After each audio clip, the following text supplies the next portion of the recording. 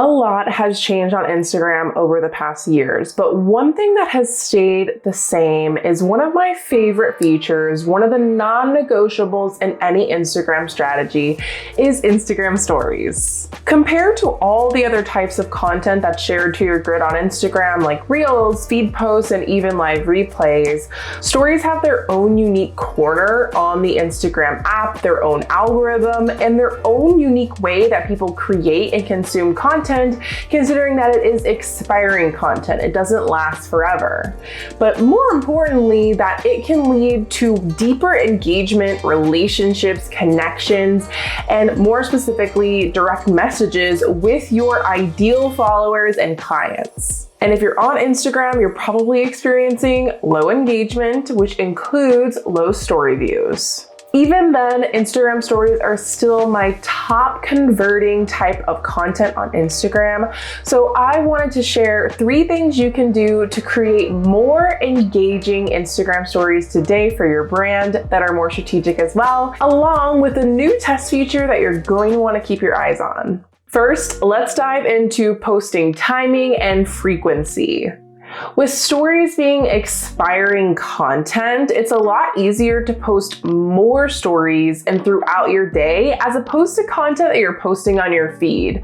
So this brings up the question, what is the perfect amount of stories each day? What is too many stories? And when should you actually be posting your stories content? With the nature of the stories algorithm, timeliness is a big factor. So instead of posting all of your stories at once, you want to ideally be posting your stories at different time slots throughout the day. I always like to say morning, lunchtime, and before you log off for the day are the touch points that you're going to want to be thinking of. This is because when you post fresh stories content, this is bumping your little stories feed to the top of your followers' stories. So this means you're more likely to get more views and retention throughout the day for that 24-hour stories cycle. Speaking of the 24-hour stories cycle, it's really important that you do allow some time for your stories to start to expire. I know that there's a lot of strategies around letting your stories expire for 2 days, letting them completely expire before posting new content, and you want to be thoughtful about this, but it doesn't have to be a hard and fast rule. For example, whenever I'm about to create new stories content for the next day, I like to make sure that some of my stories content are starting to run out. This kind of goes to how many stories are the right amount of stories, because you don't want to have an entire ant trail of stories at the top of your stories feed because people just aren't going to tap through and watch them all. This also really stresses the importance that the type of stories content that you're posting is actually valuable to your followers. You don't want to be resharing your favorite memes, resharing a bunch of feed content, TikToks, or just rambling on stories. I think because stories are known for being a little less curated and a place to post behind the scenes, people have kind of gotten into the habit of being a little less strategic and a little more lazy on stories. But stories can still have that laid back vibe. They can still be really engaging, but you want to make sure you're not just posting and posting and posting without a real rhyme or reason to why. That was a lot of information. So just to recap, you want to post your stories at different times of the day. You want to make sure that there's not too many stories on your stories at one time within that 24-hour period. So allow some of your stories to run out or completely start from scratch, and make sure that you're only posting valuable content on your stories. Don't use it as a dumping ground for your musings of the day. Think of how you can be connecting deeper with your audience. And this actually brings us into the new feature that Instagram is testing, and it is the show all functionality. So essentially, when people are tapping through their stories, instead of seeing all of the stories all at once, they'll just see 3 and be prompted to tap show all to see the entire story series. Now, there's a lot of pros and cons to this feature if it does end up rolling out to all stories users. This could mean that it's going to be a lot more intentional of a place to create content, but also to consume content. So you're not going to get lost in all the stories you don't want to see, and you're going to be more likely to see the content from the brands you love, which means if you're creating good stories content, this is increasing the likeliness that you're going to get in front of your most engaged audience members. But of course, the obvious con is this could completely reduce story views, meaning the more work that people have to do to see all of your stories, that they just might not do it. What's really interesting is I posted about this update on my Instagram, and there was a lot of comments along the lines of, this might actually be really nice because some people's stories are way too long and not engaging, but also feeling a little discouraged if this does roll out. But keep in mind, all of the engagement tips I'm sharing, including number one, most importantly, number one, is really going to help you adapt even if this does roll out. Now on to number two, you gotta use engagement stickers. As you probably noticed, there are so many types of stickers you can be using on your stories, and this is really a great indicator that Instagram wants us to use these stories. This is going to increase the engagement and have people more actively engaging on your stories. So instead of speed tapping through stories, they're going to be thinking, considering, and actually being a part of that conversation. In one of my most recent videos, I broke down one of the new updates to the poll sticker that I am absolutely loving. And polls are such an easy way for people to tap, to engage, to share their thoughts, to give feedback, and to be a part of your stories content. I ideally like to use a story sticker within my first 3 story slides of the day because it really keeps my retention up all day long and increases the amount of people that are actually seeing my stories. It's really important that you're very specific with the responses you put in your polls and to what you're asking in your question stickers, so you can make it really easy for people to engage with your content. And just think of it like a conversation. How would you pass the mic on over to your viewers on your stories?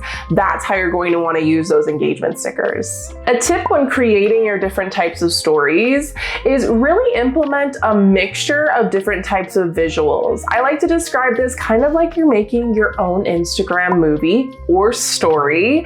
If you think about your favorite Netflix show or movie, chances are that there isn't the same frame in the entire movie. That would be incredibly boring. They're changing direction, they're changing how close they are to the camera, far from the camera. Sometimes there's music playing, sometimes they're talking. So this is exactly how you want to think about your stories. A best practice is every 60 seconds or every 15-second slide, so that's 4 slides total. You want to make sure that you're changing maybe where you're sitting, where you're talking, or the type of media altogether. Maybe instead of just talking to camera, you're using a boomerang, you're showing something with music in the background, you're using a photo, a graphic, but you want to make sure you're changing things up to keep your stories very visually engaging, and this is also where stickers can come in handy. And another tip, which kind of builds on the first point that I shared, is you want to make sure that when you are sharing content from the feed, that it is actually helpful. Don't just share it because you like it. Give context, share your opinions, introduce the content before you share, because it can be quite abrupt if you're sharing behind the scenes, giving something valuable, and then all of a sudden there's a random feed post. And try your best to share your own content first and foremost. What I always like to do on my stories, if I'm resharing a reel, for example, is I like to give context. I like to hook people into my stories first, and then I like to share my reel for them to then go to that piece of content. I'm giving them a reason to leave their very comfy seat on stories and go over to my feed content. Another stories design tip is make sure you create your own stories brand kit. This means choosing what fonts you want to consistently use and what colors you're going to use on your stories. I suggest choosing 1 to 3 for both of those categories.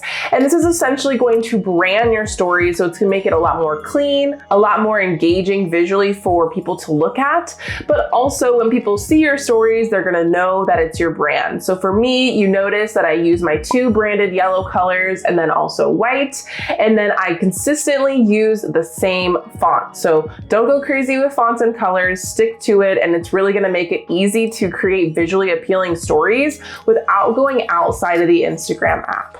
I personally love to add text on top of my stories, but I also like to use the caption sticker if you have access to it to not only make your content more accessible, but to essentially have the best of both worlds. You want to use the text to summarize what the story is about, but captions are really great for summarizing the entire context of what you're saying. And on my 3rd tip for more engaging stories, which is all about your content, we want to strike the balance between strategic behind the scenes and connection points. Like I mentioned, stories are just a little bit different than the other types of content you're creating on your feed. Your grid, your feed, this is for not only new people finding you, but for your current followers to be nurtured and served really well, which is where we're really wanting to give a lot of value with entertainment, education, inspiration.